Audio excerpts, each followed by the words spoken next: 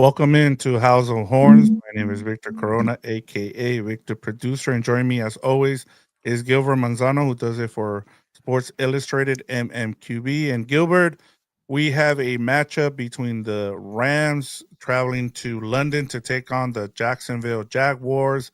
I guess my question to you is, where are you at with this division? You have three teams that are 4-2, and you have a Cardinals team, way back in the rear there. Are you surprised with the start from what you've seen from the NFC West? And how do you see this going the rest of the way with what you've seen so far? A third of the way of the season that we've gotten so far. Yeah, it's a good division. The NFC West is not a great division, but I can't really think of a great division right now. Like maybe the AFC West compares. Maybe these are the two closest or most competitive divisions. I'm trying to just think around the league. The It's not. AFC South has kind of been surprising, I guess you can say.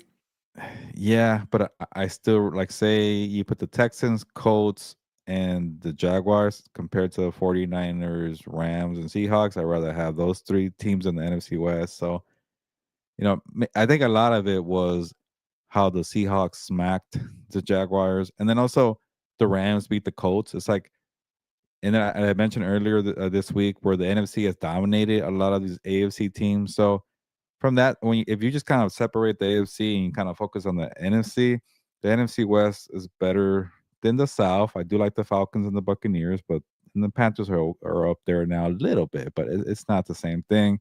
The NFC North, I just can't buy the Packers. The Vikings don't have a quarterback. The Bears are still up and down. And then the East, the Cowboys are down. The Giants are starting to come up. Commanders they're kind of this in between stage, and the Eagles are fading. So by default, I think the NFC West is the best division in football. I still need to see what the Chiefs and the Broncos do, and the Chargers in the AFC West. That's the only competition I feel like.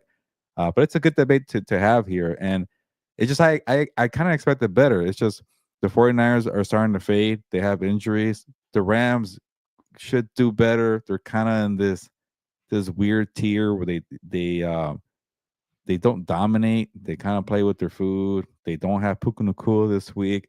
And then the Seahawks are starting to get more respect from me. It's just I still need to see a lot more from them. And maybe the Cardinals, they put in Jacoby Brissett for the whole year. Everything changes, or maybe not. That's just me trying to hold on for some kind of hope for the Cardinals to make my pick look better. But yeah, it's a good conversation. It's a good division. It's very competitive, but we still haven't seen Seahawks against the Rams, so that's going to tell us a lot in the coming weeks too, as well. Yeah, and they'll face each other in a couple weeks here. But I just wanted to get your perspective on what you've seen so far from this division. I thought I had three teams from this division making the playoffs. I had the Seahawks, the 49ers, and the Rams. And so Looking good, far yeah.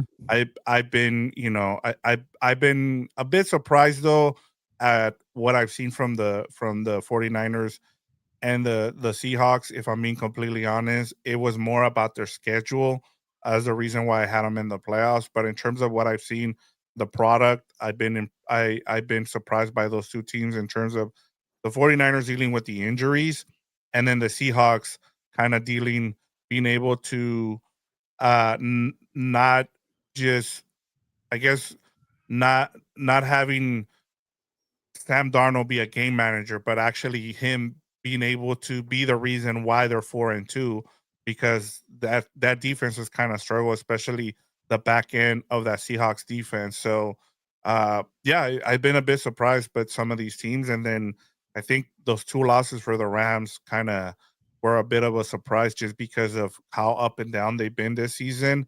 But yeah, it's a good division, and I started kind of looking around. We talked about it on game week with the compas about how, you mentioned the NFC has been dominant, but at the same time you have 11 teams that are have four wins or above, and then you have more than half the league, almost 20 teams, who have 3 wins or more. So it's parity in the league, but it's good to see that the NFC West has, three of the best records in all the NFL. Yeah, like put it this way, the Rams, I gave them a lot of crap, or I wasn't putting a lot of stock into their AFC South victories. But if they beat the Jaguars this week, that's a clean sweep of a very competitive division. Like you put away the Titans. I don't care about the Tennessee Titans, but you beat Yeah. the week one. You beat the Colts. I want to say week three, and then if you beat the Jaguars, like that's got a kind of little notch on your belt there on the resume to sweep the whole AFC South, which is much better division than I thought. So, but they got to handle business. It's gonna be this is a tough one to actually break down. So I can't wait to get into it. Yeah, and talking about that, we have a great show for everybody. We'll get into uh the latest news and notes, plus storylines for both teams going into this matchup. And lastly, we'll do our game predictions. But before we get to our game preview, Gilbert, do you have an engagement question for our viewers and listeners? Yeah, let me know what are the keys to a Rams victory. That is the engagement question of the week. What do the Rams need to do? Is it feed Davante Adams because Puka Nacua probably won't play. He did not practice today, so it's looking like Davante Adams going to be wide receiver one. Maybe just one of these games, go get the W, come back home, run the football well, play sound defense. Maybe it's a game where you want to see the secondary step up. I know Brian Thomas Jr. has not been doing well this second season for him, but he's starting to wake up a little more. Maybe Travis Hunter figures it out, but it's a good challenge regardless for the secondary. So maybe let's see what they could do because again, I got a lot of question marks for the secondary. So if they shut down Brian Thomas Jr. at BTJ, shut down Travis Hunter, shut down Trevor Lawrence, that could be a boosting or a stepping stone for this area to improve for the future.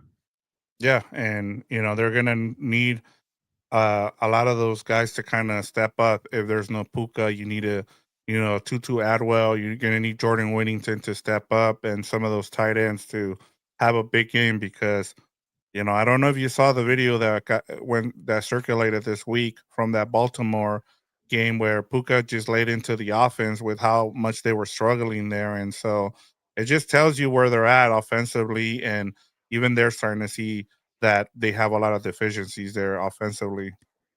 Yeah, no, I actually have not seen the video. I got to check it out because I didn't think Puka Nacua was that type of person to scream at teammates. But good for him. He's earned it.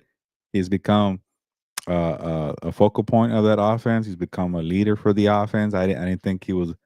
I thought he was one of these guys that kind of like I think because he's so young in the league, he felt like he's more of a let me watch from the veterans and let me be a little bit of a jokester here. He also kind of, he allowed Davante Adams to be the first receiver in line for the drills. I get it, that's respect. But you're the top dog, man. Go ahead Yep. and earn it. So hey, if you want to scream at people, go ahead and do it.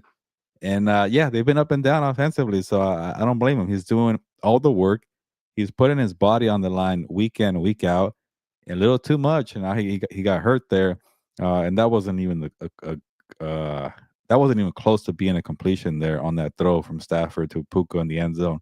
That's a different conversation. But hey, you got to let it rip sometimes. You got to take a chance because Puka Nacua tends to get that play, but he's always putting his body on the line for this team.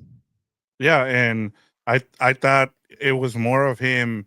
The reason he got hurt is because he was more. It was more of him preventing the Yeah, interception from happening than, and then he just landed pretty bad there. So, um, uh, I was gonna I was gonna say let's get to our news and notes here. Um, I didn't write a lot of stuff down, so I was kind of looking at my phone here to go over some of the stuff that talking about Puka Nakua and what McVay had to say about what their process is. But let me get to the injury report real quick. I'll go quickly and then we'll talk about Puka and what McVay had to say. Once again, did not practice. They had four players here for the Rams. Right tackle Rob Havenstein with an ankle, Puka Nakua with an ankle, outside linebacker Josiah Stewart with an illness, and running back Blake Corum with an ankle. You on a limited basis, you had inside linebacker Omar Spates with an ankle, wide receiver Tutu Atwell with the hamstring, and a full participant was Kobe Parkinson with the concussion. He was on concussion protocol last week. We said that we probably wouldn't see. The NFL has kind of been more of letting these players who get a concussion go about 2 weeks before they're able to come back and play. But let me. I just had it and I lost it, so let me go over what McVay had to say um, Puka Nacua and what how they're gonna handle his injury. So here we go. He said, there's a difference between return to play and return to performance. You want to put him in the position to have successful outcomes. And then he also added some of the that is reflected in is he able to go through practice and really get a good feel to allow him to feel comfortable and confident and what we would be asking if he goes. So after hearing all that, Gilbert, how do you handle, especially when you have a bye week after this? How do you handle Puka Nakua and that ankle injury? Yeah, you definitely got to think about that bye week. You got to consider it, and you they are what 4-2, right? So Yep. they're not in a bad position. That I'm not saying you could afford to lose a game, but you got to prioritize health. And if you get a sense that like maybe he could go like he's 70%, 60%, you don't want to risk an injury like or to re-aggravate the injury. So I think you got to think about the bye week. You got to say, you know what, we want you to be 100%. We don't want you having an injury that could get worse. So if you're not ready to go, you could probably play on it. Maybe do what you got to do before in the locker room. I won't say what goes behind the scenes for football players to get ready, uh, but I'm sure he's capable of playing, and they could probably ask him. It's a conversation you have on a Friday, and say, "All right, can you go? Do you feel like you could maybe re-aggravate the injury? Can it get worse?" Obviously, you talk to team doctors, and if there's any hint of like it could definitely get worse, don't do it. Just wait for the bye week. He's the star of the team. You need him for the long haul. All the volume of touches and targets that he gets, those are needed because he makes his offense go. He makes Matthew Stafford go. So to me, I rather have him sit out for a week or 2 weeks and be fully healthy for coming out the bye. Yeah, and I'm with you there. I think part of it too is, look, we're just two dudes talking here on a podcast, but at the same time, if you're the team, you got to do what's best for you, right? These regular season games don't matter. You're trying to, you're playing towards the playoffs, right? You're 4-2, as you mentioned. You have to look towards what is important here. And I get it. You have to look out for what's best for the player, and you also have to look out for what's for the team going forward. And it just makes perfect sense for them to just sit him, give him 2 weeks to recover, be fully healthy, and be ready to go coming off the bye week. It just and I get it. Like Puka is one of those guys that wants to play no matter what, but sometimes you got to protect the player from itself. And he's gonna tell you, "Yeah, I'm ready to go. I'll be good to go." But at the same time, it's like, what for? I mean, I know there's a lot of people who are more interested in fantasy and they want to make sure that Puka Nakua is out there. But at the end of the day, if you're the Rams, you got to protect your investment here, and you got to look towards the playoffs and making sure that he's ready to go. And we saw what happened last year. You don't want to have this turn into a bunch of games that he has to miss. So especially since he had that knee, just take it easy and just come back with him after the bye Yeah. week. And then another thing that Fernando's brought up recently is like I know coaches don't like to think this way. I know players don't like to think this way. But when you're playing a game that's at a conference, at a division, it won't hurt you as much if you lose with a Puka Nacua playing against Jacksonville. He comes back out of the bye week to play the Saints, which they probably won't need Puka for the Saints game. But then you play the 49ers, the Seahawks, and the Buccaneers, I think. These are three big time games where you need Puka Nacua to be healthy to compete. I'm not saying that that the Jaguars are not a good team that where they need to be at full strength with Puka Nacua, but it's an AFC game. It's one that won't hurt you in the tiebreaker. standings at least, but it's all about the health. I probably shouldn't even talk about the other crap. It's all about being healthy, and if he's not close to 100%, don't put him out there. Yeah, I'm with you. You just got to look out for the player here, and what's more important, I think, for this Rams team, is to go on a playoff run. So I, and like that's another great point too. It's not a conference game. It's you're having to go to London. The last thing you want to do is re-aggravate it in London, and then having to spend a couple more weeks having to rehab that ankle. So it just play it safe, honestly, and then do what's best for the team going forward. In terms of the Jaguars, Gilbert, the name that I saw here that did not practice today was linebacker Devin Lloyd, who's been probably one of those guys that is going to be up for defensive player of the year with what he's done the first quarter of the season. He's been all over the place. He had that interception return against Patrick Mahomes. And he's been great for the Jaguars for a defense that not a lot was expected, but he did not practice with the Cavs. So just wanted to get your thoughts on that one. The other ones, Trayvon Walker did fully participate. The defensive end, the number one pick from a couple years ago, with the wrist. So that was the other name that kind of stuck out here. But just wanted to get your thoughts on Devin Lloyd and missing today with the calf. Yeah, I'll start with Walker. The number one pick from the 2022 draft. He's not a star. He's not close to the Aiden Hutchinson level, but he's a very consistent edge rusher, and I think they've missed him in the last couple of weeks too. So if he plays, he's going to add a boost to that defense. Again, he's not uh, a big time player, but he does make a difference out there. So that's good. And then Devin Lloyd, kind of similar to Trevon Walker, were drafted in the first round, drafted pretty high, hasn't really got going, but this year it just clicked. The new coaching staff has figured out how to play him. He had the 99-yard pick six on Patrick Mahomes on Monday Night Football not too long ago. He is the reason why this team.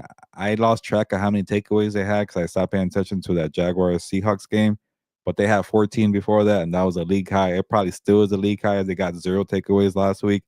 They had a bunch of games where they had at least 3 takeaways per game. It's all him in the middle. He's making a difference. He's all over the place. And shout out to the defensive coordinator there for making it work. They're not a good defense when it comes to racking up sacks and stopping the pass, but they know how to be in the spots to change the game. And sometimes if you're just a good takeaway team, that's how teams win games, is takeaways, winning the turnover battle. Like, who cares if you're going to let up a big player now and then?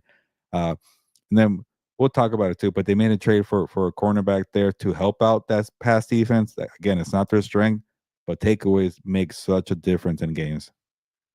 Yeah, it was Newsome, and he got torched right off the bat there. He did. So, yeah, but And yeah, this defense, let's JSN's torching everybody. So yeah. yeah, that is true. Let's get to our Rams Jaguars storylines here, Gilbert. I don't have a lot here to give you in terms of the Jaguars, but I did find it very interesting just with the fact that Leon Cohen is a disciple of Sean McVay's coaching tree there. And one of the things I saw, I kind of wanted to go and see. Okay, so how has Sean McVay's tree done against him? There, he's 4-7 against his coaching tree. Matt LaFleur is 5-0 against McVay. Was shocking. He's 2-1 against Zach Taylor. He's 1-0 against Brandon Staley, and he's 2-0 against Kevin O'Connell. So I mean that's kind of where he's at against his pupils there, or guys who have been under his coaching. But I thought it was one of the quotes that kind of just stood out this week, Gilbert, about when Leon Cohen was asked about what he learned from being in a coaching staff with Sean McVay. He said that the project that he was responsible for so long was pass drawings. I did all the pass drawings for 3 years while I was in assistant position coach there. That opportunity gave me an access to Sean that not maybe every single coach on the staff had, because when you're responsible to draw the passes, you got to hear it from his mouth in terms of the details, the precision, the yardage, the depth, the why. You're getting an inside look at the why behind every pass play. And I think that's probably what maybe helped me the most of anything that I was able to do there. I was a little finite details that go into just one play and one pass play, Gilbert. And I just thought that the respect that Liam Cohen showed for what he took away from Sean McVay and what he's been able to do for the rest of this coaching tree that's all over the NFL. I thought it spoke a lot about what Sean McVay does with his coaching staff and why they've been so successful. But I guess the storyline here for me with the Jaguars is how successful he's been able to be. You know, when he wasn't one of those candidates that a lot of people thought, oh, Liam Cohen, he's going to be great. He's going to do great right off the bat. He was somebody that was going to resign with the Buccaneers. He ends up going to the Jaguars. They end up taking one of the assistant GMs from the Rams. They put them together with Liam Cohen, and so far it's been a success. They're I think 4-2, I believe, so far this season. So they've been one of the surprise. I know Liam Cohen is up for Coach of the Year. He'll get some votes there, but I just thought being able to learn from Sean McVay went a long way, and I wanted to start there with you with what's been your impression of Liam Cohen and the job he's done with the Jaguars so far. Yeah, I got to know Liam Cohen in 2022. He was the OC for the Rams in 22, and I think he got kind of a raw deal that season.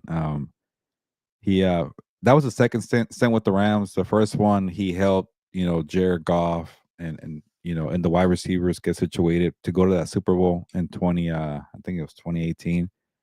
Then he goes to the college game. He's the OC at Kentucky. Gets to coach Will Levis. Helped Will Levis become a draft prospect. Comes back to the Rams and becomes the OC there because Kevin O'Connell left. But it wasn't a great year. It was an awful year. I remember that year well. And they didn't really say it, but I think he got fired. He got pushed out, and he was kind of scapegoat there. When how can you build an offense when you know everything was just not going their way, especially injury wise. The offensive line took a beating. There's also a little bit of a Sean McVay potential leaving, so that made an opportunity for Liam Cohen to say, you know what, I'm gonna go elsewhere. What if Sean's not around? Uh, so to see this quick turnaround for him, where he pretty much got pushed out a little bit, I'm not saying that's the total story there, and to be a head coach is like I did not see that coming. He went back to Kentucky right away, came back to the coaching ranks to coach Baker Mayfield in Tampa Bay. And the reason why, which is funny, even some of your worst years, sometimes they lead to this circle where they give you opportunities. Liam Cohen got to coach Baker Mayfield in 2022, this crappy year from hell, and then the Buccaneers OC job opens up because Dave Canales went to go coach the Panthers. And Right. what's Todd Bowles do? You and Baker got a connection already. I don't care how you guys perform with the O line. I don't care that the Rams won, I think, 5 games that year. You got a connection with Baker. We want continuity with this. We want him to be quickly adapted to the scheme. Boom, Liam Cohen gets a job. And then Liam Cohen did better, I thought, than Dave Canales. And that's not a knock on Dave Canales, but Baker looked better. He also fixed that running game. That running game was not that good uh, during Canales' year. So he became this hot name. The Jaguars wanted him no matter what. We remember the drama. I know I'm going through the whole Yep. timeline here. Yep. And then just to right away be 4-2 or 4-1, that says a lot. Again, I keep thinking about his 2022 downfall to now guiding a winning team as a head coach. It just says that you just never know when opportunity is going to knock. I think it's a cool story. And then going even with James Gladstone, the GM for the Jaguars, it's like I think what he's doing right now is very underrated. He's making some savvy moves. Where like it's kind of what Les Snead did in 23, where he had to pay the tab on the salary cap, but still fielded a competitive roster. Like, look at all the moves the Jaguars have done. They've been shedding salaries and contracts and thinking about the future, and they're still competitive. Like, they weren't really big spenders on the market. They traded, or I mean, they let go of Christian Kirk. They cut a bunch of guys out. You know, they They recently traded Tyson Campbell, and people said, "Oh, that's like an even trade swap for cornerbacks." It's like, no, one guy had a massive contract, the other one's going to be a free agent at the end of the year. You know why? Because the Jaguars want a guy who's going to be on an expiring deal because they're thinking about the future. And how do you Yep. balance thinking about the future and be competitive? I think the best GMs know how to do it. So James Gladstone getting that learning under less need, it's paying off right now. He's making so many savvy moves, and it's not hindering Liam Cohen's roster. It's not hindering Trevor Lawrence, and he also went for it too on that trade for Travis Hunter. That one hasn't produced results just yet, but he did fix the salary cap, and I think that's gone a long way for them too. Yeah, and I remember during the draft process, or during even the draft, I kept seeing, oh, that's a Rams pick that the Jaguars took, and it was because of James Gladstone. I mean, and you're gonna see a lot of similarities going forward with how these two teams look, because they're gonna be built in the same way, and that's part of it. It's not just the coaching, it's going to be also with how they do, how their front office is run because of it. And so I think you have to kind of keep an eye on here with the Jaguars going forward if you're a Rams fan, just because there's a lot of DNA in what they're going to do Yeah. going forward. And so that's why I wanted to bring that up too. I wanted to start up with Leon Cohen, and I want to share this comment here from Brian Smith, who says Coin can steal the playbook, but it does no good if you can't use it. Just like Shane Waldron, maybe it can be duplicated, and that's a good point. But with Shane Waldron, every stop. I mean, there's a video out there now where you know he's every stop that he's been there, the number one receiver has taken a step back. It doesn't matter whether he's the OC, if he's a quarterbacks coach, it doesn't matter. I think with Liam Cohen, as you mentioned, taking that having that hard year in 2022, I think humbled him, and it made him a better coach going forward. And I thought that was a great perspective from you. I forgot about the fact that he was on that coaching staff in 2022. Yeah, and to touch more on his Jaguars job, he is doing a good job. And going off of what you said with Shane Waldron, I forget what role does he have with the Jaguars. I forget. He might be pass I game think he's the coordinator, quarterbacks coach, but I'll check. quarterback Go coach. ahead and I'll But yeah, go Brian ahead. Thomas Jr. is going through the curse right now because he's not Yep. doing well. And that kind of brings me to my point. It's like I was doing these grades on the first year head coaches for the first quarter of the season, kind of like a report card. And some people gave me crap. It's like, why don't you just give Leon Cohen the A? What's up with this B plus crap? I'm like, I can't do that because Trevor Lawrence in the passing game haven't really gone off. Like you still haven't unlocked Travis Hunter. Brian Thomas Jr. has been pretty absent this year. Lawrence is still an inconsistent quarterback, and he had a great Monday night game, but even that game was riddled with mistakes and chaos, kind of similar to Caleb Williams. That's actually a pretty good comparison. Two guys were really hyped up, very inconsistent. But until I see Liam Cohen unlock Trevor Lawrence at the way he did for Baker Mayfield, I get Baker Mayfield was unlocked technically by Dave Canales, uh, but he made Baker better. He proved that Baker's not a 1 year wonder. He helped Baker prove he's not a system quarterback. He checked off a lot of boxes, and that's why he got the head coaching job. But it's still very early in Jacksonville. But that passing game is not that good right now. So maybe a little bit to Brian's credit here, but I won't fully go there because again, Cohen did a terrific job as a first year play caller in Tampa Bay last year. It's just going to take him time in Jacksonville. They're not there, and we've seen also, by the way, Trevor and Liam going at it on the sideline. I think that Yep. Bengals game, they were like shouting at each other. They're not clicking just yet, but I think winning cures everything, and that's more on the defense, creating the takeaways again. But they're still not a finished product though. Yeah, and they've had some up and down, to their season already. I mean, you lose that Bengals game, they should have won that game, but then they pull out, that game against the Chiefs, and I think that's when people kind of started giving them respect. And then you follow it up with the terrible game against the Seahawks. So I think that's why people are kind of have some mixed results on this team. And, it's the Jaguars, until you actually build something where it's sustainable for a couple years, and it's not like, hey, we do good 1 year and then we go back to being the Jaguars again.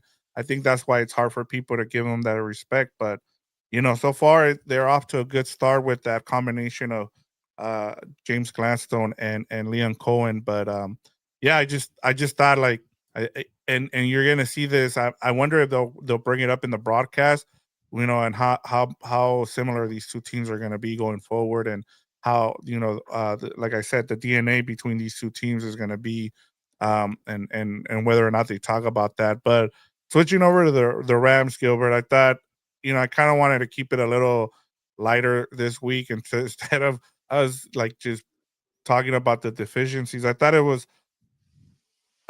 a really good idea that the Rams decided to stay in Baltimore, and I thought it was really cool to see that Camden Yards turned into a football field. And I thought, like, one of the things I retweeted today was Matthew Stafford, throwing a football off the mound there. I thought that was a really cool picture. But just in terms of, you know, I guess for me, and what I wanted to ask you is, how important is a trip like this for chemistry and building and being able to bond?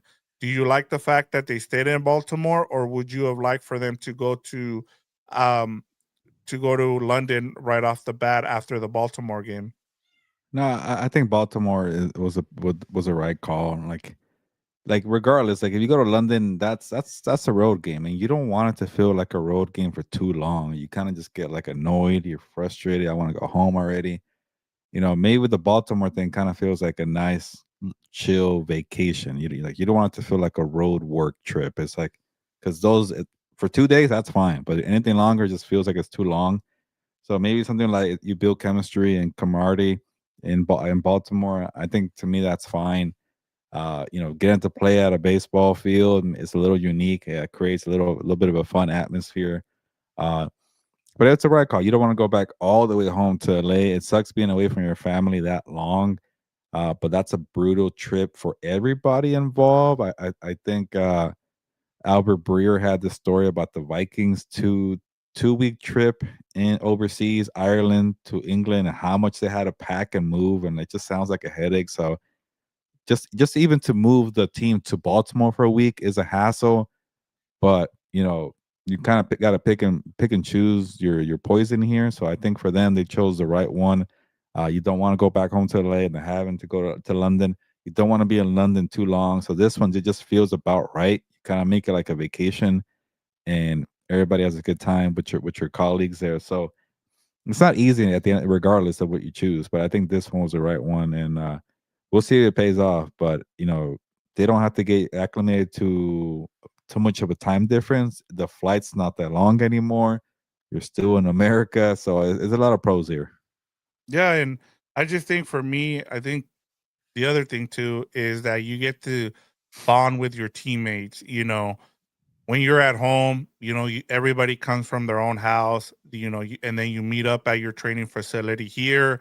You can turn it into something fun where you can have some activities with your teammates, where it can turn into something where, hey, we've had kind of a roller coaster of a season so far where, we've won four and we've lost two, but it's a chance to kind of, grow as a team and kind of see where you're at, with your chemistry. And so I just feel like it can really help a team, and bond together, and I know we see this in like those football movies, like Remember the Time and all that, where these teams take a trip, and they get to get away from, the family, and be with your teammates. And so I just thought that was a very important thing to do. And I like the fact, like you mentioned, that they were able to stay in Baltimore, and we'll see if it pays off. And maybe it's something that we don't even talk about the rest of the season, but it could be something that they point back to, like, hey,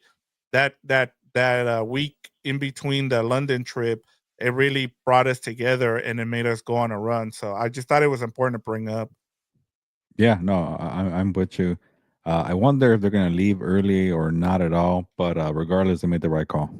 Yeah, I'm with you. Yeah, we'll see. What did it say? Oops. Delvers thought it was Boston, senioritis. He said, oops, Ah, Baltimore, not Boston. I got senioritis, puros cuernos. So yeah. That's okay. We sometimes, yeah. I mean, either one would have been nice, honestly. But that was cool too of the Orioles to let them use the ballpark there as well. All right, Gilbert. Keys to a Rams win versus the Jaguars. Let's start on defense. What do you got? What are the keys to a win versus the Jaguars? Yeah, I've highlighted this before, but I just got to see a good game from the secondary. Continue giving misery to Brian Thomas Jr., who's struggling there. Don't let Travis Hunter, get going. If he does his thing as a cornerback, so be it. But don't let him be a two-way threat here as a wide receiver. And I think that Monday night game, he did have like a big time catch. I remember Travis Hunter did. So it's gonna be a handful for the secondary, but it's not like a group that's really in a rhythm right now. So take advantage of that. Don't let them establish anything. And I'm saying this more because I want to see if the secondary could be any better. Can it be coached up better? Can Chris Shula do something here to limit the damage? Because like I mentioned, uh, when they come out of the bye week, I shouldn't discredit the Saints, but after the Saints game, they play the 49ers, Seahawks, and Buccaneers, and all these three teams have wide receivers, good passing attacks. So maybe get the ball rolling here with the secondary. Make sure you have a good game. Like I mentioned, Trevor Lawrence has been inconsistent. Do not let him get going. We saw what happened in the Monday night game when he builds a rhythm. Yeah, and I think you kind of take a little bit of the playbook that the Seahawks used last week, where they use some simulated pressure. The Seahawks don't have a good secondary right now because most of them are banged up, and so it's kind of similar to what the Rams present here, and be able to use that pressure with your cheetah package, your rhino package. I saw. I love every time Gilbert, especially when the Rams are on defense. You see Jared Verse in the middle where he's like the middle linebacker. He's about to come rushing straight. I'm like, man, I'd be scared watching that guy just coming full speed right down the middle there, like just bulldozing the interior of that offensive line, whoever it is.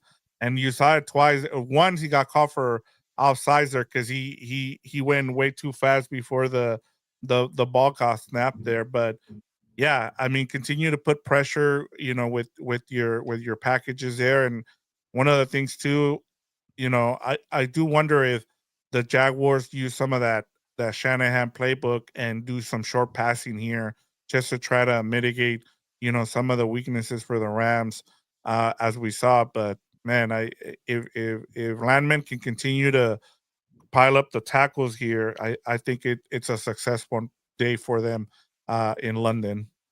Yeah, I'm glad you mentioned Jared Verse. I thought he's been having kind of a so-so season, and we expected kind of a dominant year two after that epic rookie year, and then he kind of got taken to school by Trent Williams on that Thursday night game. He wasn't really effective in that game, and then at that Baltimore game, he was all over the place. I think getting that stop on Derrick Henry on fourth down set the tone for the game.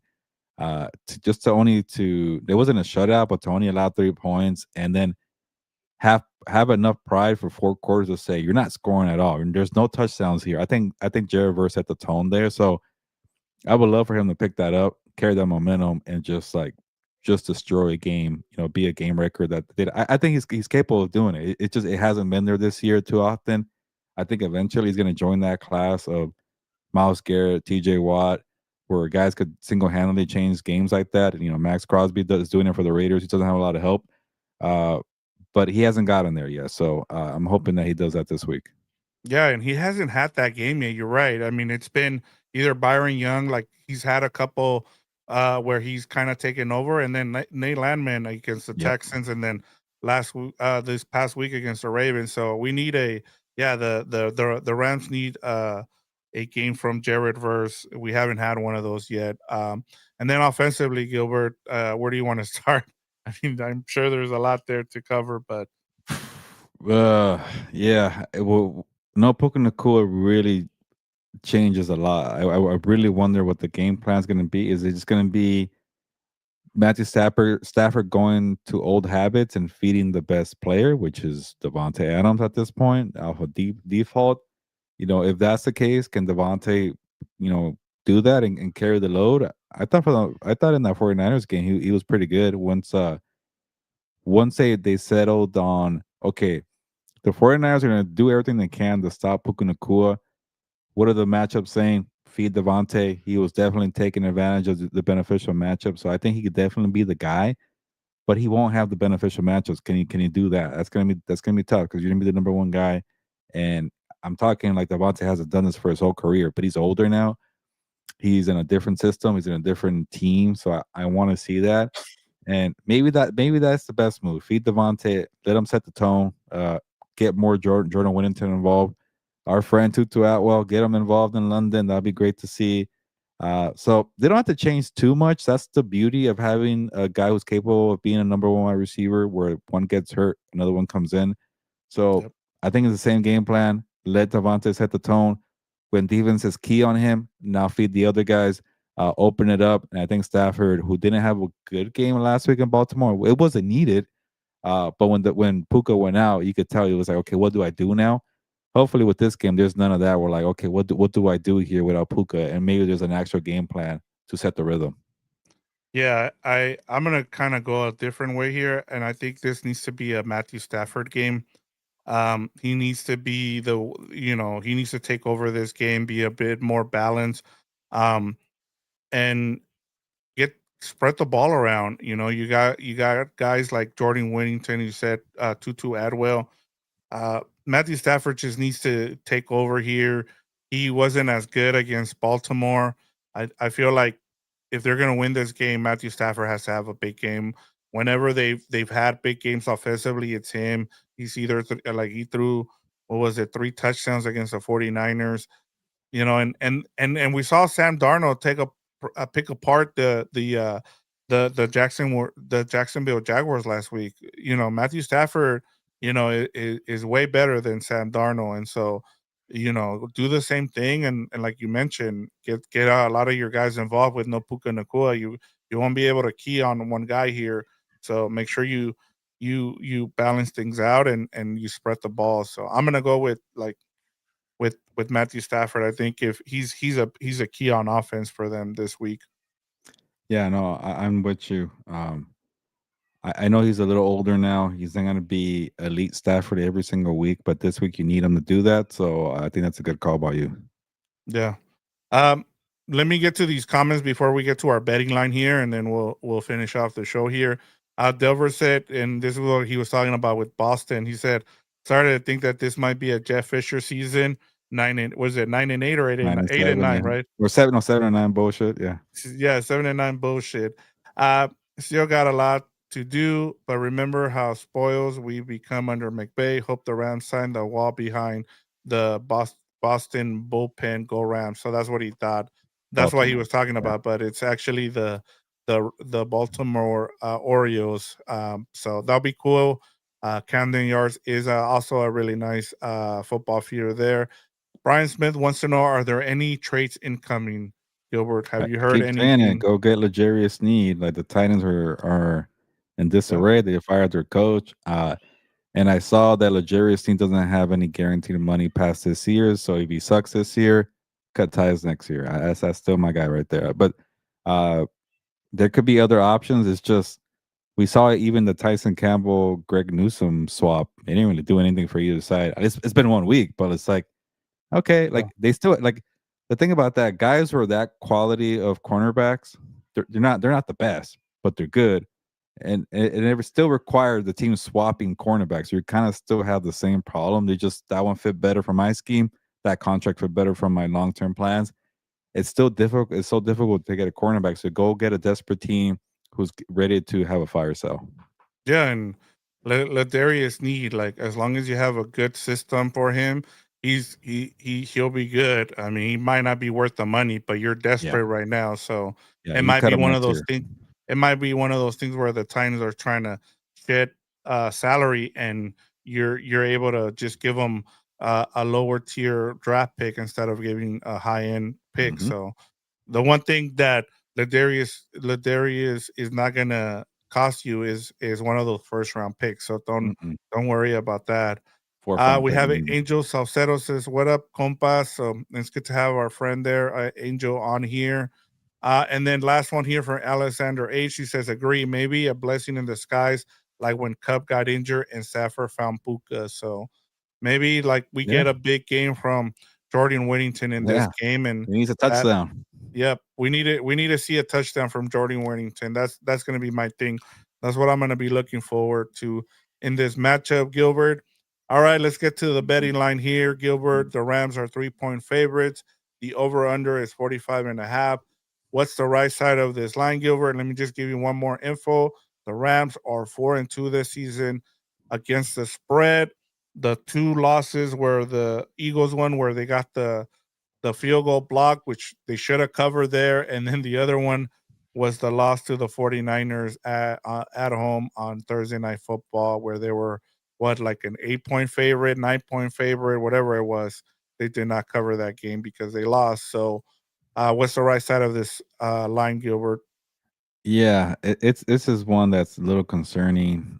The the the Jaguars essentially have a home game. They know how to play in London, so that's a little tricky too. But um, I'm gonna go off of what the Rams have done against the AFC South. Again, the NFC is better, so maybe the Rams are a level above the Jaguars. We saw the Seahawks pretty much. It wasn't a total beatdown on the scoreboard, but that was a one-sided game. It wasn't even close. Like the Jaguars couldn't do anything. So I will take the Rams here.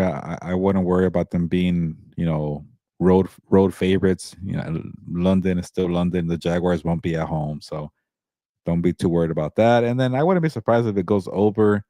Again, the Jaguars can't really defend the pass, and the Rams secondary is not that great, so it could maybe be a get right game for BTJ. And I just said hopefully it's not, but I would not be shocked if it is. Yeah, we'll see. We'll see what happens in terms of that. But I like the Rams here with that the line, and I'm with you. I like the over here, 45 and a half. I think it's going to be a high scoring game here with both teams. Uh, Um, the thing you have to worry you kind of worries me is the takeaways. If the Jaguars are able yeah, to get some takeaways, then that means that you won't get as many scoring opportunities from the Rams, but we'll see. But all right, Gilbert, Rams, Jaguars, what is your prediction for this matchup in London? yeah. By the way, Delbert, thank you for the update. I have not been able to watch baseball. This is the one time a year I care about baseball, but there's just been football every other day, so it's been hard. So, I'm yeah, glad the way the schedule worked out because I was like, okay, as long as it's not on Wednesday when we have two shows to record, yeah, I'm like, that's I'm true. okay with the Dodgers not playing. So the schedule finally worked out this week. Yeah, but I feel like I think I watched maybe the last inning last night after we were done recording. I couldn't watch anything Monday because it was Monday Night Football. I guess I could watch a game Friday. Yeah, Friday would be fine. Not The tomorrow. first game is at 3, Fridays at 5, and then I think I Okay. saw Saturdays at 2 if it goes Yeah, that because long. tomorrow's Thursday Night Football. I got to work. But yeah. Anyways, back to the point here. Rams Yep. versus Jaguars game prediction. I will go with the Rams. I don't feel confident, but I saw the Rams beat the Colts. I saw the Rams beat the Texans. Go get the clean sweep here for the AFC South. They already beat the Titans. Everybody beats the Titans besides the Cardinals. There you go, NFC West. But yeah, sweep them and go for the win there. Like Victor said, be aware of the takeaways, play clean football. I can see high scoring, so I will go. I say the Rams cover 27-23. It gets the over here, so give me the Rams to win 27-23 over the Jaguars. Before I give you my prediction, I just want to remind people that, come have breakfast with us. Where we'll do the post game show right around 9:30 or so. That's the plan. We'll see how it goes. If it goes past that, then we'll keep you guys updated. So Yeah. that's the plan for the post game show. Hopefully, it ends right around 9:30, so that way we can hop on and do the post game show right away. And so yeah, join us for that. But otherwise, we'll keep you guys updated. I'll make sure that I change the times once I get the go ahead from Gilbert as to what we can do, depending on the time that he has. Yeah, maybe more like Um, 9:45, but yeah. yeah, we'll see. But yes, I'm with you. I'm gonna go with the Rams here. they've been really good against the AFC South, so what I can see them continuing to do it. But my only hesitation, like I said, I think it's going to be a close game, Gilbert. Is just what happens if they start turning the ball over? What happens if they, instead of one half sleepwalking, what up if they sleepwalk through the whole game? That's my concern there. But I just feel like Sean McVay's going to have this guys ready to go, and I just think it's gonna they'll come out victorious going into the bye week, which they need. Yeah, no, I'm with you. We are definitely in agreement here. And yeah, if you go into the bye week at 5-2, for all their issues, all the things we've been harping on, that's a pretty good record going into the bye week. So if they get that done, if they go 4-3, it's like, oh yeah, this team has a lot of issues. So I think this victory could definitely uh kind of make or break how you feel going to the bye week. Yeah. Scoring change now. It's 8-2. Okay. The Toronto just scored again, and then Happy Gilmore says, "Let's go Rams." Good to hear from this. He's like changed the picture already. Yeah. Yeah.